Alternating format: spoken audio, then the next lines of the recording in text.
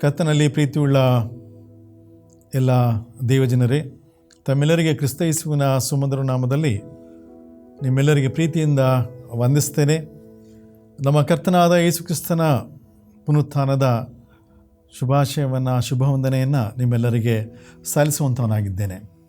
ನಮ್ಮೆಲ್ಲರಿಗೆ ಒಂದು ದೊಡ್ಡ ಆಶೀರ್ವಾದದ ದಿನ, ಪುನರುತ್ಥಾನದ ಈ ಸುದಿನವನ್ನು ನಾವೆಲ್ಲರೂ ಬಹಳ ಸಂತೋಷದಲ್ಲಿ ಆಚರಣೆ ಮಾಡಲಿಕ್ಕೆ ಇದ್ದೇವೆ. ಪುನರುತ್ಥಾನದ ಹಬ್ಬ ಒಂದು ವೇಳೆ ಕ್ರೈಸ್ತರಿಗೆ ಹಬ್ಬಗಳ ಹಬ್ಬವಾಗಿದೆ ಎಂಬುವಂಥದ್ದಲ್ಲಿ ಅತಿಶಯೋಕ್ತಿಯಾಗಿ ಇರುವುದಿಲ್ಲ. ಯಾಕಂದರೆ ಸಮಾಜದಲ್ಲಿ ಕ್ರಿಸ್ತ ಜಯಂತಿ ಬಹಳವಾಗಿ ಗುರುತಿಸಲ್ಪಡ್ತಾ ಇದೆ. ಆದರೆ ಅದೇ ಸಂದರ್ಭದಲ್ಲಿ ಕ್ರೈಸ್ತರಿಗೆ ಹಬ್ಬಗಳ ಹಬ್ಬವಾಗಿ ಪರಿಣಮಿಸುವಂಥ ಈ ಪುನರುತ್ಥಾನದ ಹಬ್ಬ ಅಷ್ಟಾಗಿ ಗುರುತಿಸಲ್ಪಡದಿರುವಂಥದ್ದು ನಮ್ಮೆಲ್ಲರಿಗೆ ಒಂದು ಸೂಜಿಗದ ಸಂಗತಿ. ಯಾಕೆಂದರೆ ನಮ್ಮ ಇಡೀ ವಿಶ್ವಾಸ, ಕ್ರೈಸ್ತ ವಿಶ್ವಾಸದ ತಳಹದಿ ಕರ್ತನಾದ ಯೇಸು ಕ್ರಿಸ್ತನ ಪುನರುತ್ಥಾನದ ದಿನದಲ್ಲಿದೆ ಎನ್ನುವಂಥದ್ದು. ಕ್ರೈಸ್ತ ಜೀವನದ ವಿಶ್ವಾಸದ ಒಂದು ದೊಡ್ಡ ಕ್ರಿಸ್ತ ಘಟನೆ ನಮ್ಮ ಮುಂದೆ ಈ ದಿನದಲ್ಲಿ ಇದೆ. ವಿಶೇಷವಾಗಿ ಈ ಪುನರುತ್ಥಾನದ ದಿನದಲ್ಲಿ ಈ ದಿನದ ಈ ಧ್ಯಾನಕ್ಕೆ ಅಥವಾ ಹಬ್ಬದ ಈ ದಿನದ ಆಚರಣೆ ನೇಮಕವಾದಂಥ ಶೀರ್ಷಿಕೆ ರಿಸರೆಕ್ಷನ್ ಸೆಲೆಬ್ರೇಟಿಂಗ್ ಬೌಂಡ್ಲೆಸ್ ಟ್ರಾನ್ಸ್ಫಾರ್ಮೇಷನ್ ಅನ್ನುವಂಥದ್ದು. ಪುನರುತ್ಥಾನ ಮೇರೆ ಇಲ್ಲದ ರೂಪಾಂತರದ ಆಚರಣೆ ಅನ್ನುವಂಥ ನಿಟ್ಟಿನಲ್ಲಿ ಇವತ್ತಿನ ಮುಖ್ಯವಾದ ಧ್ಯಾನದ ಪ್ರಸ್ತಾಪವಾಗಿದೆ.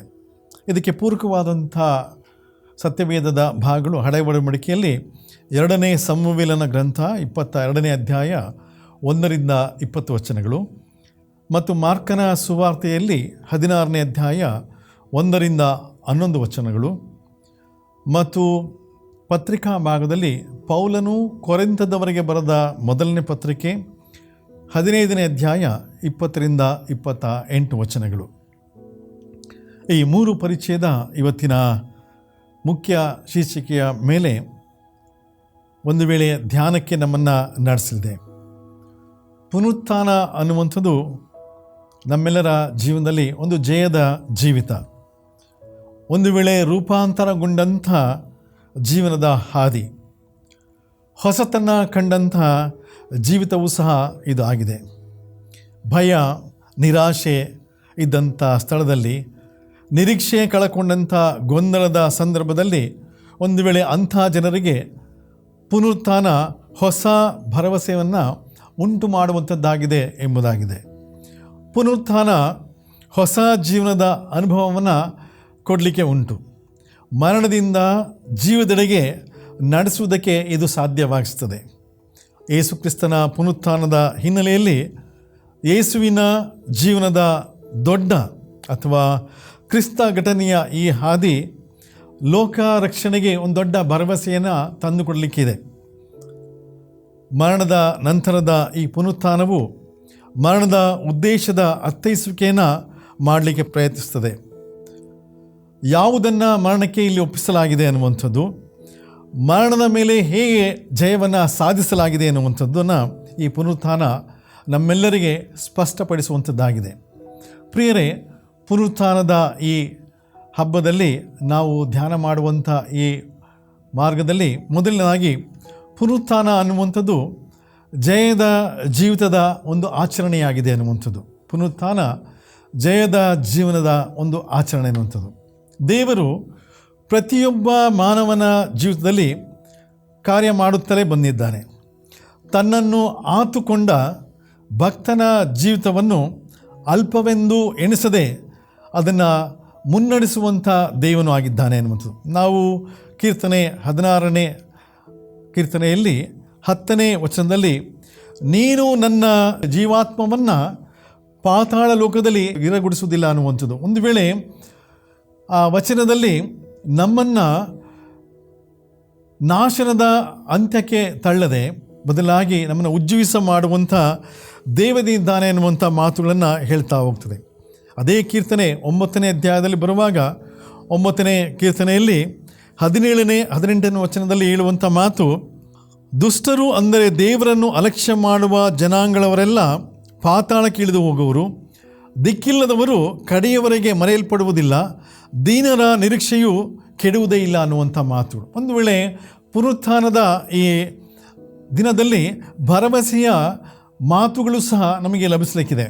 ಇಲ್ಲಿ ಹೇಳುವಂಥ ಮಾತು, ನಾವು ಪಾತಾಳಕ್ಕೆ ಇಳಿದು ಹೋಗುವಂಥ ಸಂಗತಿ ಯಾವುದು, ಮರಣದ ಸ್ಥಿತಿ ಯಾವುದು, ಆದರೆ ಪುನರುತ್ಥಾನಗೊಂಡಂಥ ರೂಪಾಂತರಗೊಂಡಂಥ ಜೀವನ ಯಾವುದು ಅನ್ನುವಂಥದ್ದನ್ನು ಹೇಳ್ತಾ ಹೋಗ್ತದೆ.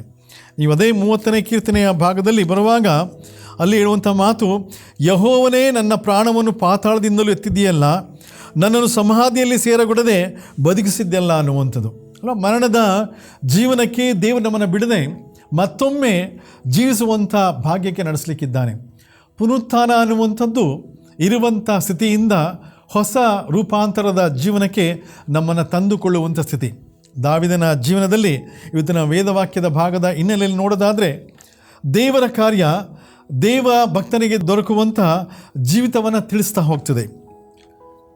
2ನೇ ಸಮುವೇಲನ ಗ್ರಂಥದ 22ನೇ ಅಧ್ಯಾಯದಲ್ಲಿ ಬರುವಂಥ ಮಾತುಗಳು ದಾವೀದನಿಗೆ ಮರಣಕರವಾದ ಜೀವಿತದಲ್ಲಿ ದೊರೆತ ರಕ್ಷಣೆಯ ಅನುಭವದ ಚಿಂತನೆಗಳನ್ನು ಹೇಳ್ತಾ ಹೋಗ್ತದೆ. ಒಂದು ವೇಳೆ ಹೋರಾಟದ ಸಂಗತಿಯಲ್ಲಿ ದೇವರು ತನ್ನ ಪರವಾಗಿ ಹೇಗೆ ಕಾರ್ಯ ಮಾಡಿದ್ದಾನೆ ಎನ್ನುವುದು. ಉದಾಹರಣೆಗೆ 17ರಿಂದ 18ನೇ ವಚನದಲ್ಲಿ ದಾವೀದನ ಮಾತುಗಳನ್ನು ಅಥವಾ ಆ ಭಾಗವನ್ನು ಓದುವುದಾದರೆ, ಆತನು ಮೇಲಣ ಲೋಕದಿಂದ ಕೈ ಚಾಚಿ ನನ್ನನ್ನು ಹಿಡಿದು ಮಹಾ ಜಲರಾಶಿಗಳಿಂದ ಎಳೆದನು, ನನಗಿಂತ ಬಲಿಷ್ಠರು ಪುಷ್ಟರು ಆಗಿದ್ದ ದ್ವೇಷಿಸಿದ ಶತ್ರುಗಳಿಂದ ನನ್ನನ್ನು ಬಿಡಿಸಿ ರಕ್ಷಿಸಿದನು ಅನ್ನುವಂಥದ್ದು. ಒಂದು ವೇಳೆ ರಕ್ಷಿಸುವಂಥ ದೇವನು ನನ್ನನ್ನು ಅಂಥ ಮರಣಕರವಾದಂಥ ಸ್ಥಿತಿಯಿಂದ ಹೊರಗೆ ತಂದಿದ್ದಾನೆ ಅಂತ. ಅಪಾಯದ ಅಂಚಿನಲ್ಲಿದ್ದಂಥ ನನ್ನ ಜೀವಿತವನ್ನು ಬದಲು ಮಾಡುವುದಕ್ಕೆ ನನ್ನ ಕೈ ಹಿಡಿದು ರಕ್ಷಿಸಿದ್ದಾನೆ ಎನ್ನುವಂಥ ಪುನರುತ್ಥಾನ ರಕ್ಷಣೆಯ ಜೀವನದ ಒಂದು ಹಾದಿ ಅಂತ ಸಹ ಹೇಳ್ತಾ ಹೋಗ್ತದೆ. ಅದೇ 22ನೇ ವಚನದಲ್ಲಿ ಬರುವಾಗ, ಯೆಹೋವನ ಮಾರ್ಗವನ್ನು ಅನುಸರಿಸಿದ್ದೇನಲ್ಲ, ನನ್ನ ದೇವರು ಬಿಟ್ಟು ದುಷ್ಟನಾಗಲಿಲ್ಲವಲ್ಲ ಅನ್ನುವಂಥ ಮಾತು. ಅಂದರೆ ಒಂದು ವೇಳೆ ದಾವೀದನ ಇಡೀ ಅನುಭವ ಆತನ ಜೀವನದ ಆಚರಣೆಯಲ್ಲಿ ಅಡಗಿದೆ. ಹೊಸತನ್ನು ಕಂಡಂಥ ಅನುಭವವನ್ನು ದಾವೀದ ವ್ಯಕ್ತಪಡಿಸ್ತಾ ಹೋಗ್ತಾನೆ. ಪುನರುತ್ಥಾನ ಅಂತ ಹೇಳಿದ್ರೆ ಹಿಂದಿನ ಸ್ಥಿತಿಯಿಂದ ನೂತನ ಸ್ವಭಾವಕ್ಕೆ, ನೂತನ ಜೀವನಕ್ಕೆ, ರೂಪಾಂತರಕ್ಕೆ ನಡೆಸಲ್ಪಡುವಂಥ ಸ್ಥಿತಿ. ಒಂದು ವೇಳೆ ದೇವರ ವಾಕ್ಯ ತಿಳಿಸುವಂಥದ್ದು ಪ್ರತಿಯೊಬ್ಬರಿಗೂ ರಕ್ಷಣೆಯ ಜಯದ ರೂಪಾಂತರ ಜೀವಿತ ಇದೆ.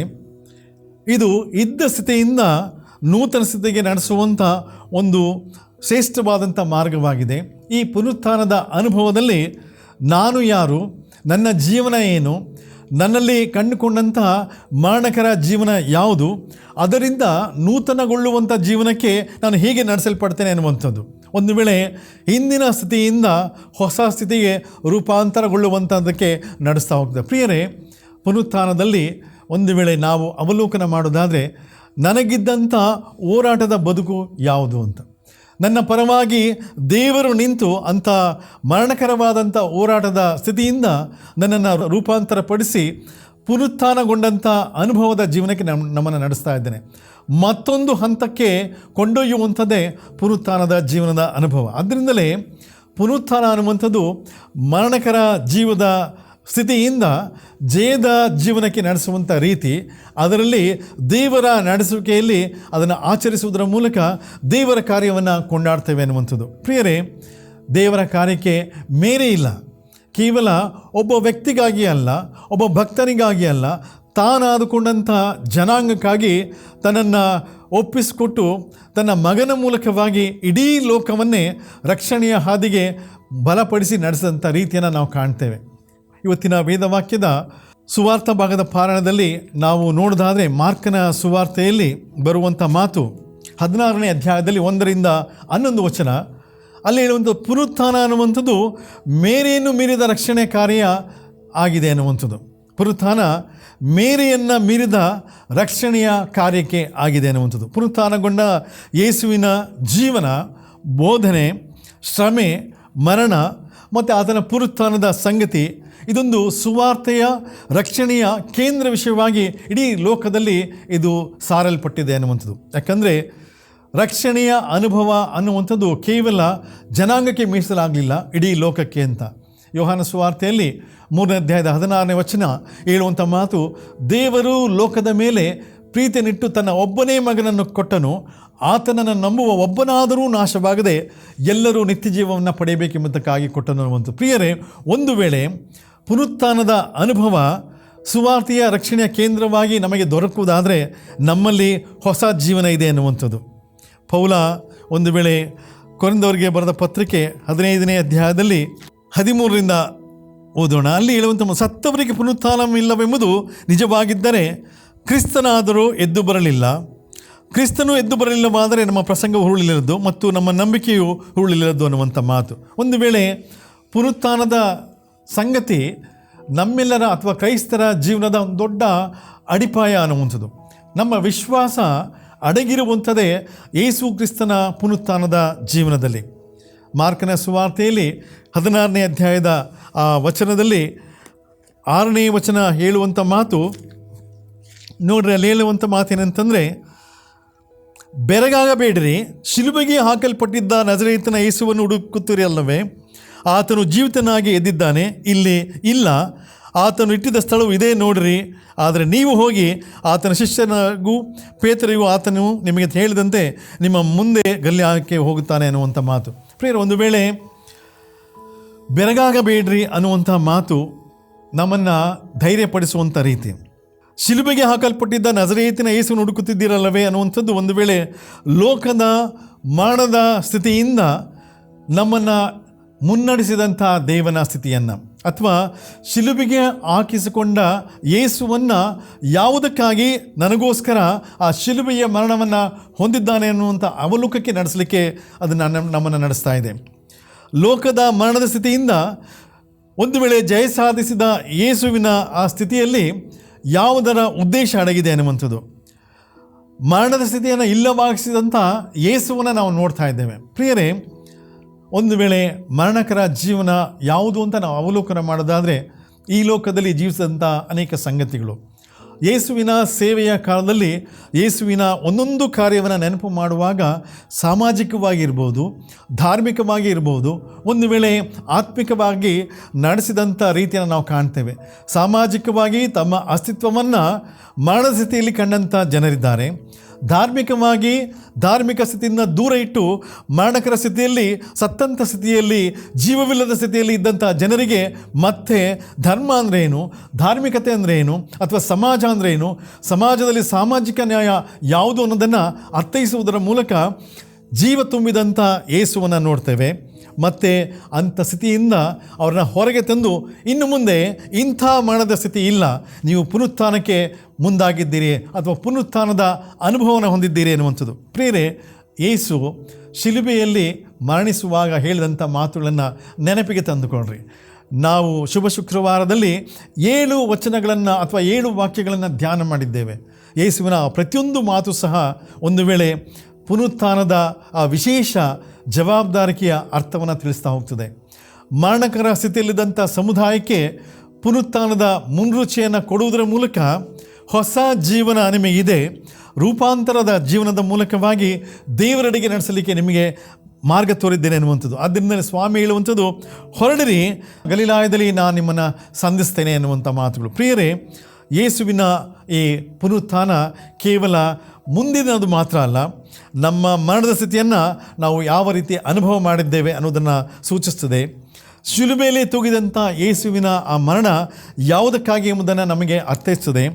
ಪುನರುತ್ಥಾನವು ಮರಣದಿಂದ ನಮ್ಮನ್ನು ರಕ್ಷಿಸಲ್ಪಟ್ಟಂಥ ನೂತನ ಜೀವನವನ್ನು ನಮಗೆ ಸೂಚಿಸ್ತಾ ಹೋಗ್ತದೆ. ಒಂದು ವೇಳೆ ಪುನರುತ್ಥಾನದ ಆಚರಣೆ ಕೇವಲ ನನಗಾಗಿ ಅಲ್ಲ, ಲೋಕಕ್ಕಾಗಿ ಶಿಲುಬೆಯಲ್ಲಿ ನುಡಿದ ಯೇಸುವಿನ ಆ ದೊಡ್ಡ ಮಾತುಗಳ ಮೂಲಕವಾಗಿ ಅಲ್ವಾ. ಪುನರುತ್ಥಾನದ ಅನುಭವ ನಾವು ಸಾಕಷ್ಟು ಅನುಭವ ಮಾಡಿದ್ದೇವೆ.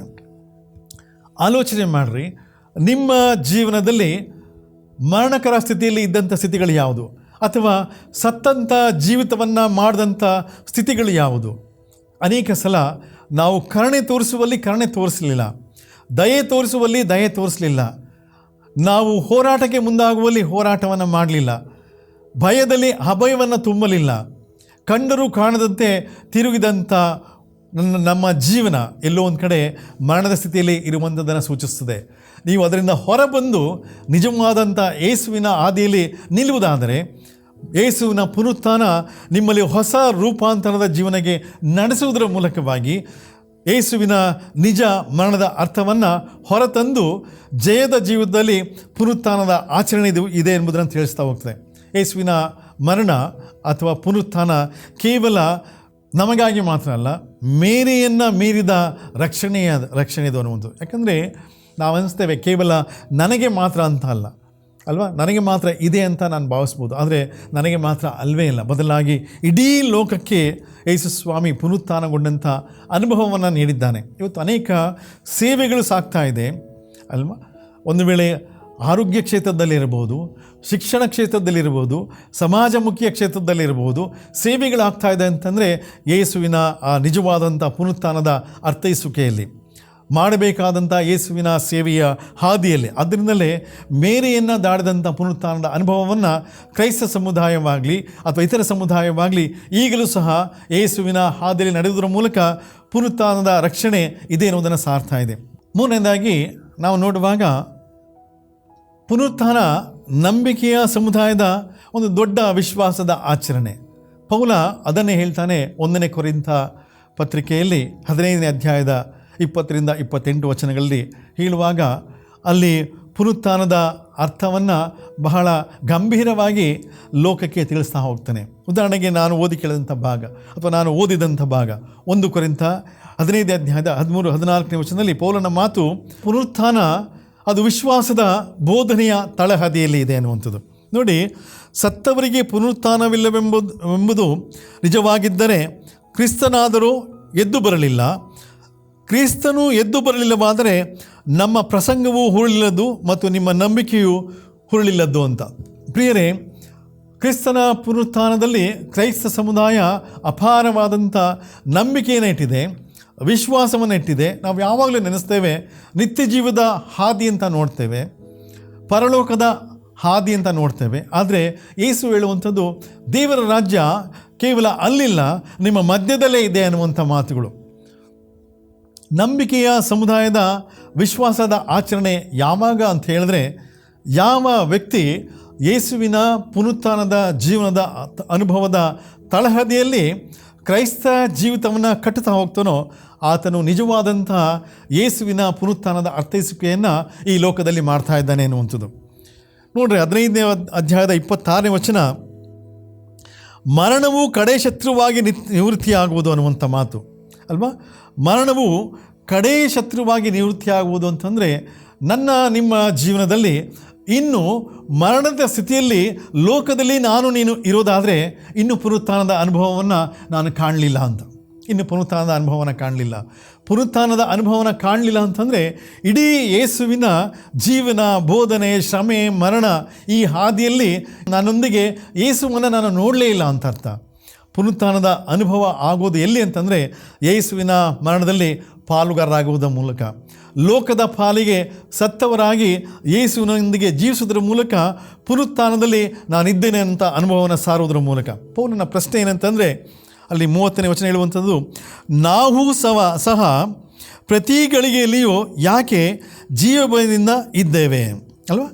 ನಾವು ಸಹ ಪ್ರತಿ ಗಳಿಗೆಯಲ್ಲಿಯೂ ಯಾಕೆ ಜೀವ ಭಯದಿಂದ ಇದ್ದೇವೆ ಅನ್ನುವಂಥದ್ದು. ಪ್ರಿಯರೇ, ನಮ್ಮ ಜೀವನ ಕೇವಲ ಇವತ್ತಿನ ಜೀವನದ ಅನುಭವನ ಮಾತ್ರ ನೋಡೋದಿಲ್ಲ, ಬದಲಾಗಿ ಯೇಸುವಿನೊಂದಿಗೆ ಎಬ್ಬಿಸಲ್ಪಡುವಂಥ ಜೀವನ ಅಲ್ಲ.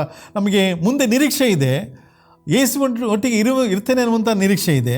ಆದ್ದರಿಂದ ಇಲ್ಲಿ ಭಯಪಟ್ಟು ಲೋಕದೊಳಗೆ ಸೇರಿ ಜೀವಿಸುವುದರ ಬದಲಾಗಿ ಪುನರುತ್ಥಾನಗೊಂಡಂಥ ಯೇಸುವಿನೊಂದಿಗೆ ರಕ್ಷಣೆಯ ಅನುಭವದ ಹಾದಿಲಿ ಜೀವಿಸಬೇಕೆನ್ನುವಂಥದ್ದು. ಒಂದು ವೇಳೆ ಪುನರುತ್ಥಾನ ಅದಕ್ಕೆ ನಮ್ಮನ್ನು ಎಚ್ಚರಿಸ್ತಾ ಹೋಗ್ತದೆ. 33ನೇ ವಚನ ಹೇಳುವಂಥ ಮಾತು ಅಲ್ಲಿ ಮುಂದಕ್ಕೆ ಬರುವಾಗ 32ರಿಂದ ಓದೋಣ, ಅಲ್ಲಿ ಉತ್ತಮವಾಗಿದೆ.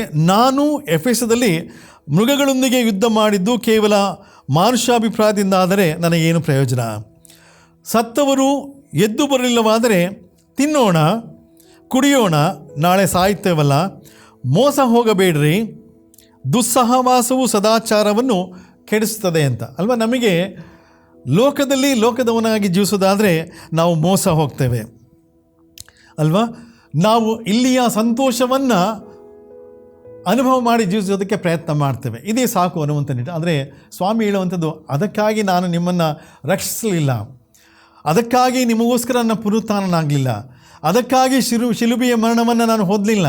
ಬದಲಾಗಿ ನಾನು ಶಿಲುಬೆಯ ಮರಣವನ್ನು ಹೊಂದಿದ್ದು ಯಾವುದಕ್ಕಾಗಿ ಅಂದರೆ ನಿನ್ನ ಜೀವಿತವನ್ನು ರೂಪಾಂತರಪಡಿಸೋದಕ್ಕಾಗಿ, ನಿನ್ನ ಜೀವಿತದಲ್ಲಿ ಪುನರುತ್ಥಾನದ ಹೊಸ ಅನುಭವವನ್ನು ಹೊಂದಿಕೊಳ್ಳೋದಕ್ಕೆ ಮಾರ್ಗ ತೋರೋದಕ್ಕಾಗಿ. ಅದಕ್ಕೆ ಪೌಲ ಹೇಳುವಂಥದ್ದು, ಮೋಸ ಹೋಗಬೇಡ್ರಿ. ಯಾಕಂದರೆ ನೀವು ಮೋಸದ ಹಾದಿಲಿರುವುದಕ್ಕಾಗಿ ನಾನು ಇದಕ್ಕೆ ಮುಂದಾಗಲಿಲ್ಲ. ದುಸ್ಸಹವಾಸವು ಸದಾಚಾರವನ್ನು ಕೆಡಿಸುತ್ತದೆ ಅಂತ ಅಲ್ವಾ? ಒಂದು ವೇಳೆ ಪುನರುತ್ಥಾನದ ಆ ಮಾರ್ಗದಲ್ಲಿ ಸಾಗದೆ ನನ್ನ ಜೀವನದಲ್ಲಿ ದುಸ್ಸಹವಾಸಕ್ಕೆ ಸದಾಚಾರವನ್ನು ಆಚರಿಸಿ ಬಯಸೋದಾದರೆ ನನ್ನ ಜೀವಿತವನ್ನು ಕೆಡಿಸ್ಕೊಳ್ತೇನೆ ಅಂತ. ಆದ್ದರಿಂದ ಒಂದು ವೇಳೆ ಇಡೀ ಕ್ರಿಸ್ತನ ಘಟನೆಗೆ ಮೌಲ್ಯ ತರುವಂಥ ಹಾದಿಯಿಂದ ನೀವು ದೂರ ಆಗ್ತೇವೆ ಪ್ರಿಯರೇ. ಅಲ್ಲಿ ಹೇಳುವಂಥ ಮಾತು, ನೀವು ನಿಜವಾಗಿ ಯೇಸುವಿನ ಪುನರುತ್ಥಾನದಲ್ಲಿ ಪಾಲುಗಾರರಾಗುವುದಾದರೆ ಲೋಕದಲ್ಲಿ ಇರುವಂಥ ಎಲ್ಲ ಸಂಗತಿಗಳನ್ನು ಮರಣಕ್ಕೆ ಒಪ್ಪಿಸ್ರಿ. ಯೇಸುವಿನಲ್ಲಿ ನಿಜವಾದಂಥ ಪುನರುತ್ಥಾನದ ಅನುಭವದ ಜೀವಿತನ ಮಾಡುವುದಕ್ಕೆ ಪ್ರಯತ್ನ ಮಾಡಿರಿ. ಪುನರುತ್ಥಾನವನ್ನು ಅರ್ಥೈಸ್ಕೊಳ್ಳಿಕ್ಕೆ ಒಂದೇ ಮಾತು ಹೇಳುವಂಥದ್ದು, ಇಂಥ ಅಮಲಿನಿಂದ ಎಚ್ಚೆತ್ತು ನೀತಿವಂತರಾಗಿ ಪಾಪವನ್ನು ಬಿಟ್ಟು ಬಿಡಿರಿ. ಕೆಲವರಿಗೆ ದೇವರ ವಿಷಯದಲ್ಲಿ ಜ್ಞಾನವೇ ಇಲ್ಲ, ನಿಮಗೆ ನಾಚಿಕೆ ಹುಟ್ಟಬೇಕೆಂದು ಇದನ್ನು ಹೇಳ್ತಾ ಇದ್ದೇನೆ ಅನ್ನುವಂಥ ಮಾತು. ಪೌಲನ ಮಾತು ನೇರ ನುಡಿ, ಲೋಕದ ಎಲ್ಲ ರೀತಿಯ ಅಮಲಿನಿಂದ ಎಚ್ಚೆತ್ತು ನೀತಿವಂತರಾಗಿ ಪಾಪವನ್ನು ಬಿಟ್ಟು ಬಿಡ್ರಿ ಅಂತ. ಪ್ರಿಯರೇ, ನಾವು ಪಾಪ ಅಂತ ಹೇಳಿದ್ರೆ ಕೇವಲ ಕೆಟ್ಟ ಕೆಲಸ ಮಾತ್ರವೇ ಅಲ್ಲ, ನಾನು ದೇವರಿಗೆ ವಂಚನೆ ಮಾಡುವಂಥದ್ದು, ನನಗಾಗಿ ಜೀವಿತವನ್ನು ಸಮರ್ಪಿಸಿದಂಥ ಯೇಸುವಿಗೆ, ಪುನರುತ್ಥಾನಗೊಂಡಂಥ ಯೇಸುವಿಗೆ ವಂಚನೆಯ ಜೀವಿತವನ್ನು ತೋರ್ಪಡಿಸುವಂಥದ್ದು ಸಹ ಪುನರುತ್ಥಾನದ ಅನುಭವದಿಂದ ದೂರ ಇದ್ದೇನೆ ಅನ್ನುವಂಥ ಸ್ಥಿತಿ. ಆದ್ದರಿಂದ ಆಲೋಚನೆ ಮಾಡೋಣ. ಮೇರೆಯನ್ನು ಮೀರುವಂಥ ರಕ್ಷಣೆಯ ಜೀವಿತವನ್ನು ಕೊಟ್ಟಂಥ ಯೇಸುವಿಗೆ, ಪುನರುತ್ಥಾನದ ಅನುಭವವನ್ನು ನೀಡಿದಂಥ ದೇವರಿಗೆ ನಮ್ಮ ಜೀವನದ ರೂಪಾಂತರದ ಮೂಲಕವಾಗಿ ಹೊಸ ಆಚರಣೆಯ ಜೀವಿತದ ಅನುಭವವನ್ನು ಯೇಸುವಿಗಾಗಿ ಕೊಡೋಣ. ಅಂಥದಕ್ಕೆ ದೇವರು ನಮ್ಮನ್ನು ನಡೆಸಲಿ ಅಲ್ವಾ? ಒಂದು ವೇಳೆ ಪುನರುತ್ಥಾನದ ಈ ಹಬ್ಬ ನಮ್ಮ ಜೀವಿತವನ್ನು ಅವಲೋಕಿಸಿಕೊಂಡು ಮತ್ತೊಂದು ರೂಪಾಂತರಗೊಂಡಂಥ ಜೀವನದ ಆಚರಣೆಗೆ ನಮ್ಮನ್ನು ನಡೆಸಲಿ. ನಾನು ಈ ಲೋಕದಲ್ಲಿ ಕ್ರಿಸ್ತನವನಾಗಿ ಕ್ರಿಸ್ತಿಯ ಜೀವಿತವನ್ನು ಹೀಗೆ ಬಾಳ್ತಾ ಇದ್ದೇನೆ, ಅವಲೋಕಿಸಿಕೊಳ್ಳೋಣ.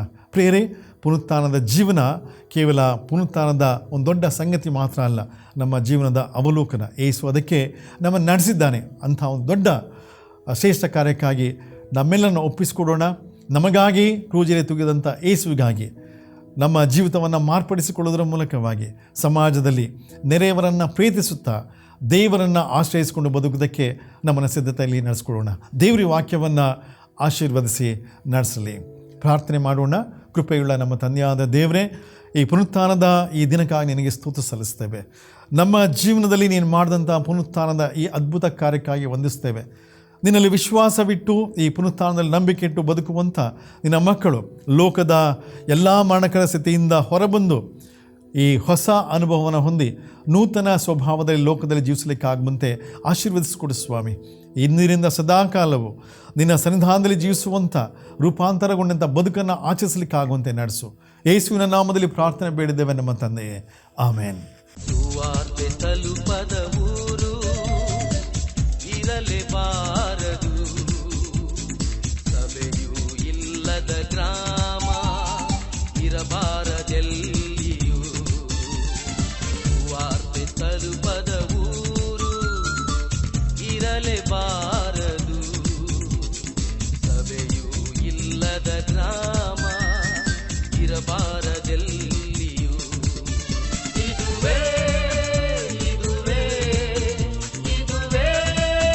ನಮ್ಮ ಬಯಕೆ, ಇದುವೇ ನಮ್ಮ ಗುರಿಯು, ಇದುವೇ ನಮ್ಮ ಬಯಕೆ, ಇದುವೇ ನಮ್ಮ ಗುರಿಯು. ಸುವಾರ್ತೆ ತಲುಪದ ಊರು ಇರಲೇಬಾರದು, ಸಭೆಯೂ ಇಲ್ಲದ ಗ್ರಾಮ ಇರಬಾರದೆಲ್ಲಿಯೂ. ಸುವಾರ್ತೆ